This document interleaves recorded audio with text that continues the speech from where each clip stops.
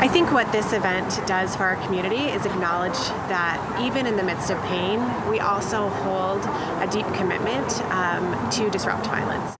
And October is National Domestic Violence Awareness Month, a time to acknowledge survivors and to be a voice for its victims. The month of observance, recognition, and education was first established back in 1989. Domestic violence exists in every community, and Michigan is no exception. According to state data, there were more than 64,000 domestic violence offenses reported to police in 2020.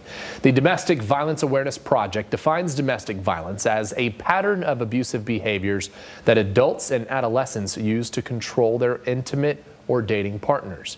It can include physical, sexual, emotional abuse, and other controlling behaviors.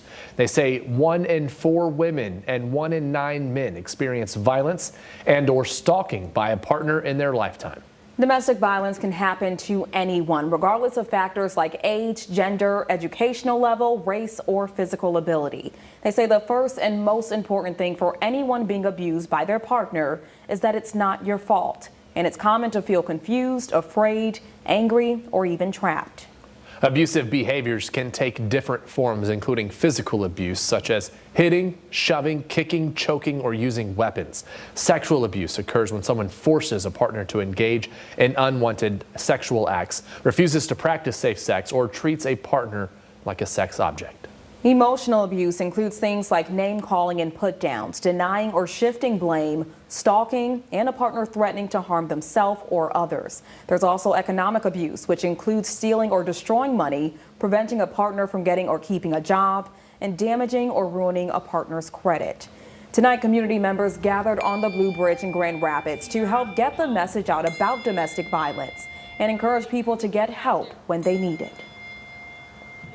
Every single day there's a domestic violence incident coming into our office for review. And that's in Kent County alone. On Monday, survivors, activists, and other community members gathered on the Blue Bridge in Grand Rapids to remember those lost to domestic violence in the past year. Tina Lannis. Azia Matt. So we hold a candlelight vigil and read the names of those who have lost their lives in the last year to intimate partner violence and come together to create the opportunity to both lament and grieve and also acknowledge that there needs to be more action taken to prevent abuse and stop domestic violence. Violence that has seen an increase in recent years, with 24,000 additional cases in Michigan from 2019 to 2020. There's been an increase. Actually, there's been an increase, especially since COVID. COVID's had a tremendous impact. Right around COVID, we saw when people were kind of put together, we saw an increase in domestic violence, and that's kind of stayed the same. It has not necessarily gone down. I think there's just a lot of going on, stresses, whether it be the economy, whether it be just what things are going on in the world.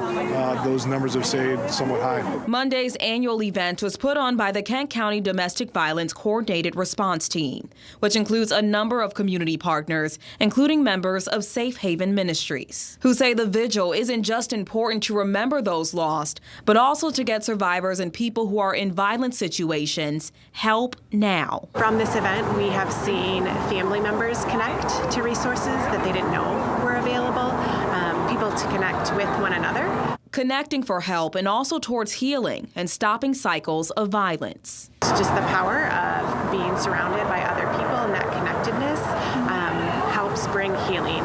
And so I think it's important that we continue to come together each year to both process the grief we're experiencing and also acknowledge that there is a way forward for us as a community to hold abusers accountable. There are survivors, and survivors go on to have wonderful lives. It can be a dark tunnel and a dark place that you're in when you're going through it, but there's a lot more people who get through that than actually succumb and actually are killed, and I think that's maybe some hope. Well, when it comes to domestic violence by a partner, these are just some of the signs to look out for. That's including kicking, shoving, or using weapons against you, or threatening to do so, forcing or coercing someone into unwanted sexual acts, threatening to disclose private personal information, controlling what someone does or who they see, or making you feel afraid. If you or someone you know may be experiencing any form of domestic violence, here are some resources you can contact. The Domestic Violence Hotline and the National Dating Abuse Hotline are both available 24 hours a day, 7 days a week, with options for those with hearing impairments as well. You can also text "Love Is" to 22522 to chat live with someone who can help. We'll also have this information available at fox17online.com.